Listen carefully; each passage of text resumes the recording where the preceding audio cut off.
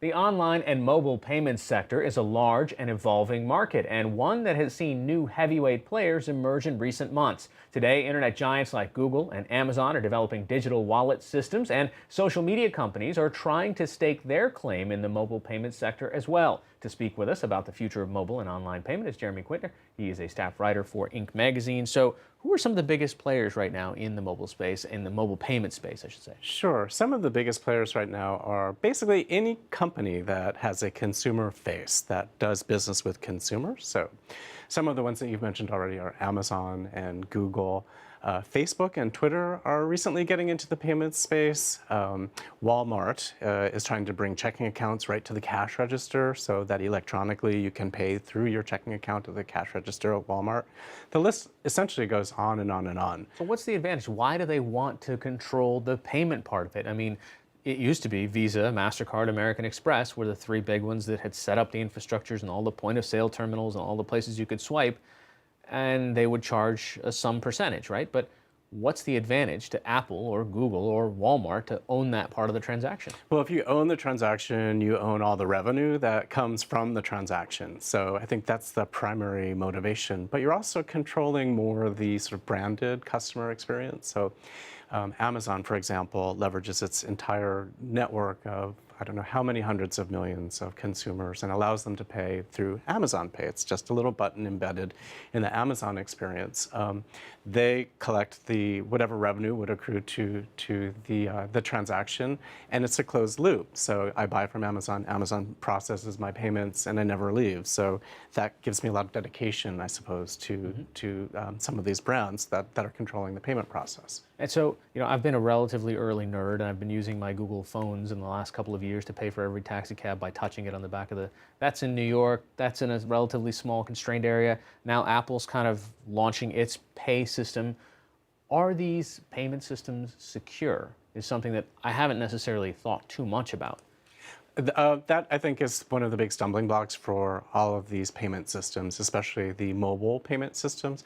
I think online, your chances of having a secure experience are probably a little better than in the mobile environment. What Apple is doing that's quite interesting, since it knows that security is such a big issue, is it's including in Apple Pay something called a biometric tag. You put your finger on the phone, and it reads your fingerprint to say you are who you say you are before you make a payment. It's also using near-field communication, which is a shortwave way to transmit payment information, and it's tokenizing the information. So you're not, when you're using the Apple phone and Apple Pay, you're not actually transmitting the credit card number.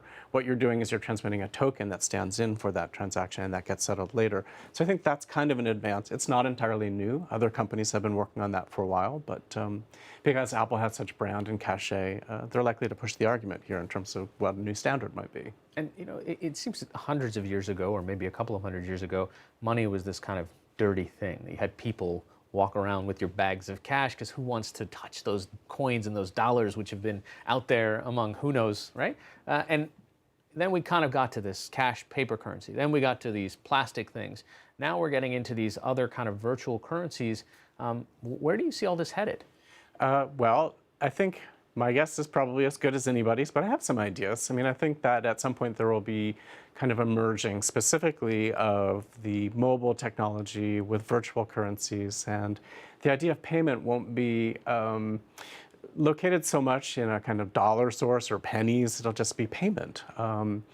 Part of the reason I say that is the wallets that Google, Apple, and others are working on also include things like points and rewards, which function as a kind of unregulated currency, but you can pay with those. And Amex lets you purchase things by just using your membership rewards, and any number of other consumer-facing companies have rewards programs. So, rewards function in some way as cash. Credit functions as a way to pay. Debit, your checking account. I think all of these things are going to merge, and and not only will those payment mechanisms be available, but ones like Bitcoin or other virtual currencies are coming to play, and those are purely invented. They're created by coders who put together very intelligent and cunning pieces of software that stand for value. So There's an extremely creative kind of process at work here, which is displacing traditional ideas of money. So how much of this is a generational shift? We always kind of look at the millennials as a beachhead, but there are generations coming behind them. How comfortable are they with completely electronic transactions without the old-fashioned dollar bills stuffed in your pocket? Sure. I mean, so much focus is devoted to the millennials because they're the next bulge bracket after the baby boomers. So what they say goes and will be the case for many, many decades. But the unnamed generations that are coming up after them, my sense is that they're growing up with this technology. They're seeing it. They're comfortable using it. They're using it in their everyday lives. And so they're going to be the ones who will be demanding it. I think for the current set of consumers who are actually buying now, these are novelties, the wallet, apps that allow you to pay. They're fun, they're kind of cool. The idea that you can tweet somebody some money and it settles up on either end magically, that's kind of cool. But I don't think it's driving a lot of, it's not the mainstay of transactions yet.